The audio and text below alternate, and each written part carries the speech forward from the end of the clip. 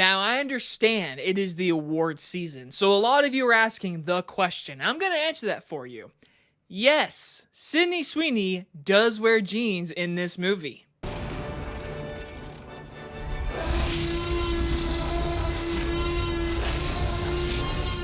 Christy stars Sydney Sweeney and tells the story of Christy Martin, the most successful female boxer of the 90s. From director David McCoy, sorry if I said his last name wrong, we're talking his brand new movie, Christy. So like I said in the beginning, it is the award season, and from the trailers, it definitely looked like Sydney Sweeney's going for the Oscars. And a lot of you are like, listen, she's a very attractive person, and she's a pretty face. That's all she is. She's actually a really good actress. There was a little movie that came out this year that's one of my favorites called Americana. She is so good in that movie. And then watching this movie tonight, she will be nominated for Best Actress at the Oscars this year. I would be shocked if she isn't. I mean, if right now, I haven't seen all the Oscar movies, I think she's the clear frontrunner to win it. Again, haven't seen all the Oscar movies yet. Just her physical attributes that she did to become Christy Martin is outstanding. She is physically not Sydney Sweeney. I mean, she gained a lot of muscle, weight for this movie, and she is outstanding in the movie. And then her actual character, her performance, her dialogue, how she acts with her eyes. I mean, she is really good. Easily her best performance I've seen of her entire career. She will be nominated for Best Actress. And then we have one of the most underrated actors in the movie business, if you ask me. Freaking Ben Foster, who I also think should be nominated for Best Supporting Actor. He is despicable. You hate his character. He is literally like, you want to just wring his neck. He is so despicable in this movie. And how he walks, how he talks, his performance. I mean, he does what you need this character to be. Despicable. You hate his guts. Ben Foster has always been one of those actors who deserves a lot more credit. I hope he gets nominated for this Oscar this year. I don't see him beating out Sean Penn after one battle after another currently, but Ben Foster is very good in this movie. So besides our main performances, the movie's well shot. It's very well made. It does follow, I would say, for the first 40 to 55 minutes, your basic underdog story about this girl who is in it was from West Virginia, I believe, and she is lesbian. She loves this girl, but she becomes really good at boxing and must leave her hometown. She meets Ben Foster, and she trains with him, and then starts dating him, ends up marrying him.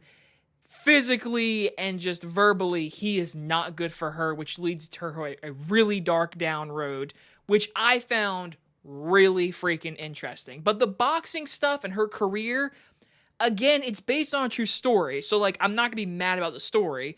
But just as a movie watcher that I've seen a lot of movies, you've seen these beats, these story beats before. So it is kind of hard to sit there and just, like, not know, like, what's going to come up next, how it flows, how it goes.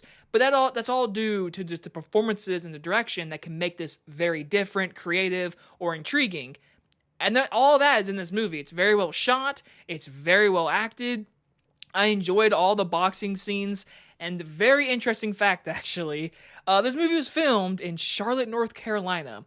Not far from me at all. I know quite a few people who were extras in this movie. Especially my special lady friend, who I love to death.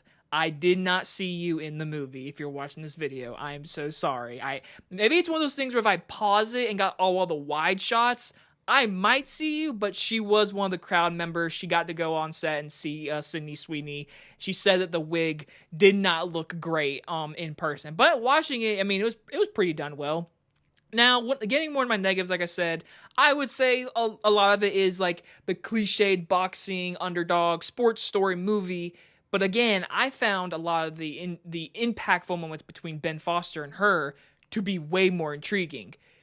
Prime example, we just had the Smashing Machine come out, which to me felt repetitive and just felt very stale. This movie is building and building to a very intense third act, which is very dark.